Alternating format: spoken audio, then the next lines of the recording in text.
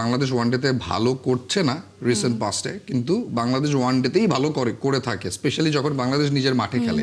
নিজের মাঠে বাংলাদেশ খুব ভালো দল। যেমন আমরা দেখি যে যখন বাংলাদেশ দলের আসলে প্লেয়াররা ফর্মে থাকে না বা চায় যে তাদের বেঞ্চটা একটু স্ট্রং করতে, বা সবারই তো এখন টার্গেট হচ্ছে 2027 ওয়ার্ল্ড কাপ। তো পাকিস্তানকে বাংলাদেশকে আসলে সেই এক্সপেরিমেন্টের জন্য বেছে নিয়েছে কিনা, যে বাংলাদেশ ওকে তারা আপ টু দ্য মার্কে নেই ওডিআই ফরম্যাটে, তাহলে তাদের এক্সপেরিমেন্টটা চালানো হোক এখন, এইটা কি ভেবেছেন? হ্যাঁ, এটা হতে পারে, এটা একটা বেশ ভালো পয়েন্ট কনা, কিন্তু আবার অ্যাট দ্য সেম টাইম এটাও বুঝতে হবে যে বাংলাদেশ ওয়ানডেতে ভালো করছে না রিসেন্ট পাস্টে, কিন্তু বাংলাদেশ ওয়ানডেতেই ভালো করে থাকে, স্পেশালি যখন বাংলাদেশ নিজের মাঠে খেলে।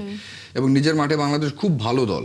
এখন মানে আমি জানি না যে আসলে এত বড় সাহসটা তারা কীভাবে দেখালো। অবশ্য অন দ্য কন্ট্রারি, আপনি যদি পাকিস্তানের এই 6 জনকে, মানে সাহিবজাদা ফারহানকে যদি আমি মনে করি যে ঠিক আছে, ইটস এ গুড চয়েস, বাকি 5টা নিউ কামারের মধ্যে একজন মনে হয় স্পিনার রয়েছেন, বাকি 4টা ব্যাটার রয়েছেন, এদেরকে যদি আপনি একপাশে সরিয়ে দেন, ওভারঅল টিমটা কিন্তু খুব মানে সলিড একটা টিম। মানে আপনি যদি বোলিং অ্যাটাকের দিকে যান, they have Shaheen Afridi, they have Abrar, তাদের হোসেন তালাতের স্পিনটা তাদের কাজে লাগবে, তাদের ফাহিম আশরাফের বোলিংটা তো যে কোনো ফরম্যাটেই খুব ভালো। সো তাদের বোলিংটা কিন্তু ঠিকঠাক। আবার ব্যাটিংয়ে যদি আপনি আসেন, যে সামহাউ সালমান আগা যিনি টি-20 ক্যাপ্টেন ছিলেন, তিনি ওই যে মানে ফাঁক ফোকর দিয়ে বেরিয়ে ওয়ানডে দলে জায়গাটা করে ফেলেছেন।